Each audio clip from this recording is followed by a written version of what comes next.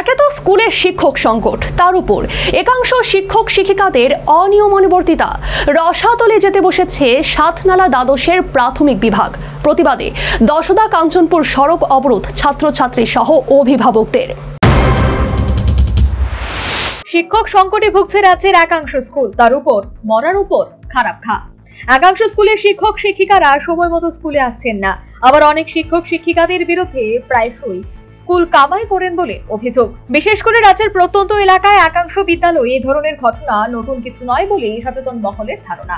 বুধবার সকাল থেকেই সাতনালা দ্বাদশের সামনে দশদা কাঞ্চনপুর সড়ক অবরোধ করে বিক্ষোভে বসে সাতনালা প্রাইমারি স্কুলের ছাত্রছাত্রীরা, সঙ্গে সামিল হয় অভিভাবকরাও। তাদের অভিযোগ, বিদ্যালয়টি বিদ্যাজ্যোতি প্রকল্প এর অন্তর্গত হলেও দীর্ঘদিন ধরে চলছে শিক্ষক স্বল্পতা এবং পরিকাঠামোগত সংকট। গণিত এবং পরিবেশ বিজ্ঞান পড়ানোর জন্য কোনো নিয়মিত শিক্ষক নেই। বিদ্যালয়ে জল সরবরাহের ব্যবস্থা থাকলেও সেই জল নিম্নমানের, যা পান করলে অসুস্থ হওয়ার আশঙ্কা। বিদ্যালয়ে কর্মরত দুই শিক্ষক শিক্ষিকা বছরে নিয়মিত স্কুলে আসেন না। শিক্ষকরা নিয়মিত উপস্থিত না থাকায় শিক্ষার মান ক্রমশ নিম্নগামী হচ্ছে বিদ্যালয়টির। জলের সমস্যাটা অনেক দিন থেকে, না খাওয়ানোরই কেন ট্যাঙ্কি আছে, না জলটা ভালো আছে, কোনো মতেই ভালো নাই।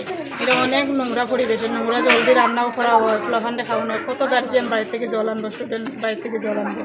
একটা হাত দেওয়াতেও গেলে, খাওয়ানতে গিয়ে হাত দেওয়াতে গেলে সব বিজি আছে। এরপরে স্কুলের ভিতরে যে ফিল্টার রাখছে এটিও নোংরা জল আনিয়ে রাখে। এরকম নোংরা জল স্টুডেন্টকে খাওয়াইলে কি তা হইব? মতো বাড়ি থেকে টিচারের আন্দোলনটা তো আজ থেকে না, আমরা ক্লাস অনেক দিন আগ থেকে। ওই সময় কি আপনারা জানাইছেন?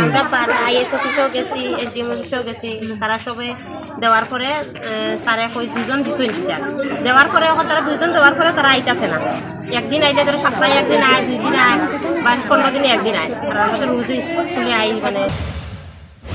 এত সব সমস্যার পরেও শিক্ষা দপ্তরের পক্ষ থেকে কোনো কার্যকরী উদ্যোগ না নেওয়ায় প্রতিবাদে দশদা কাঞ্চনপুর সড়ক অবরোধ করে বিক্ষোভে নামে ছাত্রছাত্রীরা। ফলে সড়কের দুপাশে যানবাহনের দীর্ঘ লাইন, মহাবিপাকে পড়েন সাধারণ মানুষ। ঘটনার খবর পেয়ে প্রশাসনের পক্ষ থেকে অবরোধ স্থলে গিয়ে পরিস্থিতি নিয়ন্ত্রণে আনা হয়। কাঞ্চনপুর থেকে শিক্ষা দপ্তরের আধিকারিক অবরোধ স্থলে পৌঁছান।